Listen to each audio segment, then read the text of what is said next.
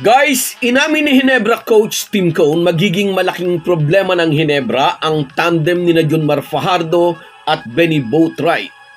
Inihalin tulad pa niya ang SMB import kay Arwin Santos. Arwin Santos times 2 or even times 5. Sabi pa niya, most successful years of SMB ay noong Birman pa si Arwin Santos. Samantala, sinabi naman ni Phoenix coach Jamay Karin that he likes their chances against Magnolia. Sa dalawang semifinals pairings ay yamado ang Magnolia at SMB laban sa kanilang mga katunggali na LPG Masters at Gin Kings respectively. Ngunit sabi nga, bilog ang bola.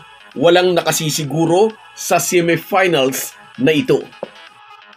Yan at marami pang halo-halong topic ang ating pag-uusapan, kaya panoorin nyo ang bidyong ito hanggang dulo.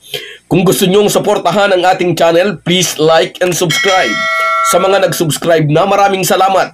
Malaking bagay po yan sa aming mga vlogger. At sa mga hindi pa, salamat sa inyong panunood. Mga ka-Republic, mula pa sa umpisa ng Commissioner's Cup ay walang nag-akalang makakasalta sa semis ang Phoenix. Ngunit mula pa sa simula ng conference ay laging kasunod sila ng Magnolia sa mga nangunguna sa standings. At ngayon nga sa semis, silang dalawa ang magsasagupa. Wala raw nagbigay sa kanila ng pansin, pahayag ni Phoenix coach Jamay Karin. Lalo na ngayon nahaharapin nila ang top seed na Magnolia. Kung sa bagay ay talaga namang nakakabilib ang ipinamalas ng Hotshots mula pa noong PBA on Tour. Nagtuloy-tuloy ang winning streak ng mga bataan ni Coach Chito Victolero at nakalasap lang sila ng talo nang secured na ang kanilang pwesto sa team standings. O siguro'y medyo nag-relax lang ng konti ang Chicken Templados dahil nasa dulo na ng elimination. 2020 Philippine Cup pa ang huling pagkakataon na nakasalta sa semis ang Phoenix. Noong si Calvin Abueva ay player pa nila. Natalo sila sa Talk and Text sa semis na umabot sa Game 5. Yumuko naman ang tropang Giga sa Barangay Ginebra sa finals. Hanggang ngayon na nasa semis na ang Phoenix ay alam ni Coach Jamay Karin walang umaasang kaya nilang talunin ng Magnolia sa best of 5. Pero tulad nga ng nasabi na natin, nagugustahan daw ng Phoenix coach ang pagkakataong ngayon ay nakalatag sa kanilang harapan. Ang pagkakataon na patunayan ang kakayahan ng kanyang tropa laban sa isang kupunan na uhaw din sa kampyonato. 5 taon na ring tigang sa kampyonato ang Hotshots. Ang huling championship nila ay noon pang 2018 Governor's Cup kung saan ay tinalo nila ang Alaska Aces. Ang huling finals appearance naman ng Magnolia ay noong 2021 ngunit pinadapa sila ng Talk and Text.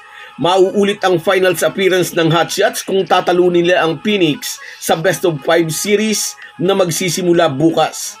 Nangako naman si Coach Jamay Karin, ibibigay ng Phoenix ang lahat upang sila ang makakuha ng karapatang sumalta sa finals.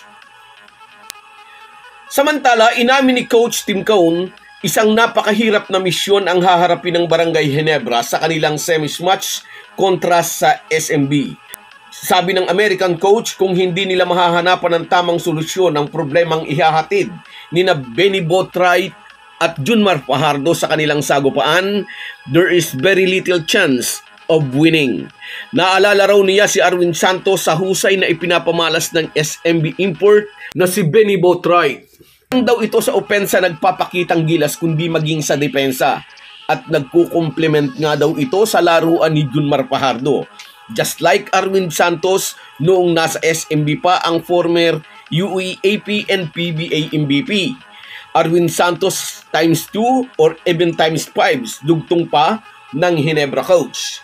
Matatandaan na iyon ang pinaka-successful years ng SMB ng pagharian nila ng 5 magkakasunod na taon ang Philippine Cup noong nasa kanila pa ang Spider-Man.